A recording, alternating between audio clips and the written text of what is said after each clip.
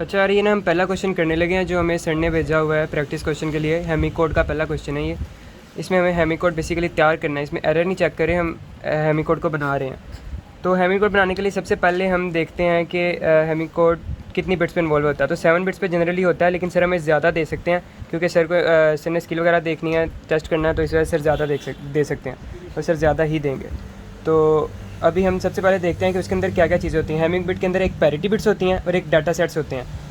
Parity bits वो वाली bits होती हैं जो 2 की पावर्स में होती हैं। जैसे मैंने लिखी हुई है कि ये जो 2 की पावर 0 से आपने स्टार्ट करना है, तो जो पहली बिट आई, जब डाटा बना रहे होंगे यहाँ पर, अभी मैं बना के दिखाता हूँ। तो जो पहला आएगा वो पैरिटी होगा, जो दूसरा आएगा वो भी पैरिटी होगा, तीसरा पैरिटी नहीं होगा क्योंकि वो 2 की पावर में नहीं आता, तो वो पैरिटी नहीं होगी। उसके बाद उसके बाद ये 8वीं पैरिटी होगी, इसके दौरान कोई भी पैरिटी नहीं होगी। वो सब जो पैरिटी नहीं होती वो डाटा सेट्स होते हैं।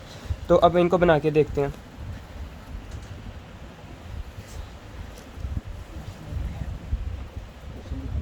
सबसे पहले जो पहली होगी ये पैरिटी होगी क्योंकि ये 2 की पावर 0 में आ रही है। दूसरी भी पैरिटी होगी, ये 2 की पावर 1 में आ रही है। ये पैरिटी नहीं होगी, ये डाटा सेट होगा और ये 3 डाटा सेट होगा क्योंकि 1 2 3 इस तरह से चीज़ें चल रही हैं। अब ये यहाँ पर ये पैरिटी होगी क्योंकि 2 की पावर में आ जाता है। ये डाटा सेट होगा D5 वाला, ये D6 हो जाएगा, ये D7 हो जाएगा। आगे फिर से पैरिटी होगी क्योंकि 2 की पावर 3 8 होती है, लिहाजा यहाँ पर पैरिटी होगी P8। उसके बाद D9 D10। और अब मैं इसमें डाटा डाल के देख लेता हूँ कि मेरे पास कहाँ कहाँ डाटा आता है।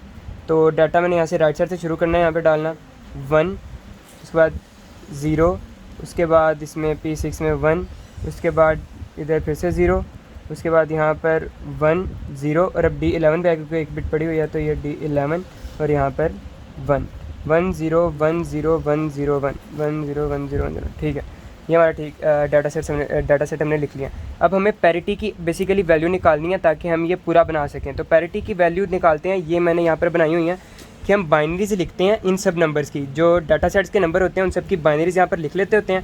तो D3 की बाइनरी जो होती है वो 1 1 होती है बेसिकली। तो हम देख रहे हैं कि इसमें हाईएस्ट वाली कौन सी आती है। हाईएस्ट वाली D11 आ रही है, तो उसकी 4 आ रही है, इसलिए मैं पीछे 2 0 अपने से लगा देता हूँ ताकि मैं सारा एक टेबल जो बनाऊँ वो 4 बिट्स का हो, ताकि मेरा सही अपने समझने के लिए बना लेते हैं इसका ऐसे।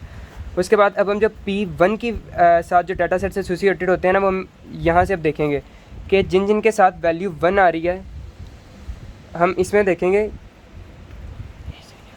और इसमें आपने जो बाइनरीज लिखनी है ना, वो इस नंबर की लिखनी है कि जिस नंबर जो नंबर इधर बिट का जो नंबर है, बिट का नंबर ये लिहाजा डाटा सेट 3 है तो 3 की बाइनरी लिखनी है। तो 3 की बाइनरी 1 1 होती है, पीछे आपने 2 0 लगाने, इसकी वजह मैं पहले बता दी है।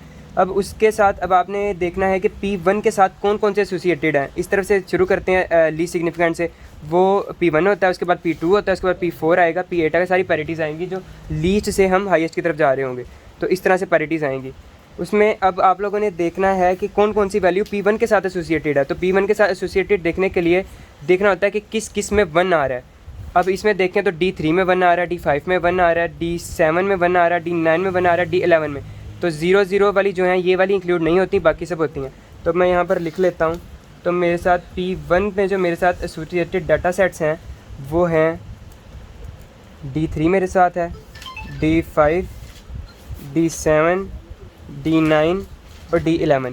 ये सब में 1 आ रहा है, लिहाजा ये सारे मेरे साथ इधर इंक्लूडेड होंगे। अब मैं इन सब के ऊपर देखूंगा कि डाटा सेट के अंदर इनकी कौन सी वैल्यू पड़ी हुई है।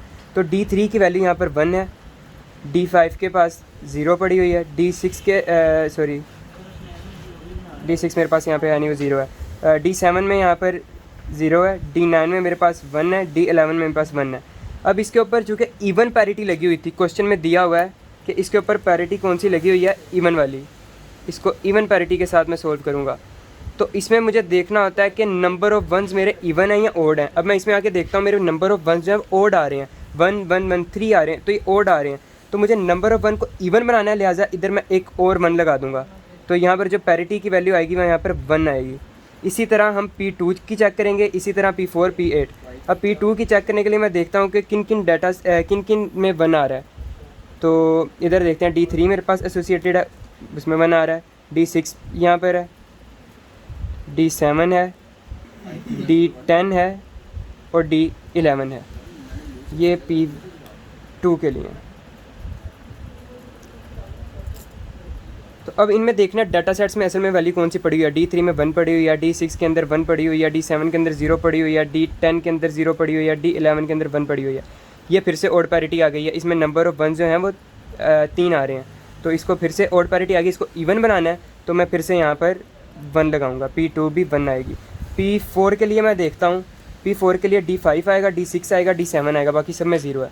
D5 आएगा, D6 आएगा, D7 आएगा। इन सब में डाटा की जो वैल्यू पड़ी है 0 पड़ी है, D5 पे, D6 पे 1 है, D7 पे भी 0 है। ये फिर से ऑड है, अब इसको मुझे फिर से इवन बनाना है तो यहाँ पे फिर से 1 आएगा और P4 भी 1 आ जाएगी। अब मैं D8 देखता हूँ, तो D8 के लिए P8 देखता हूँ, तो P8 के लिए ये वाली मैं देखूँगा, इसके अंदर ये सब 0 आ रहे हैं, D9, D10 और D11 आ रहा है, D9, D10 और D11। तो इन सब में देखता हूँ कि डाटा सेट्स में यहाँ पे कौन सी वैल्यू पड़ी है। D9 पे 1 है, D10 पे 0 है, D11 पे 1 है। ये नंबर ऑफ वंस पहले ही इवन है तो ये इवन पैरिटी है, इसलिए मैं इधर 0 लगाऊंगा।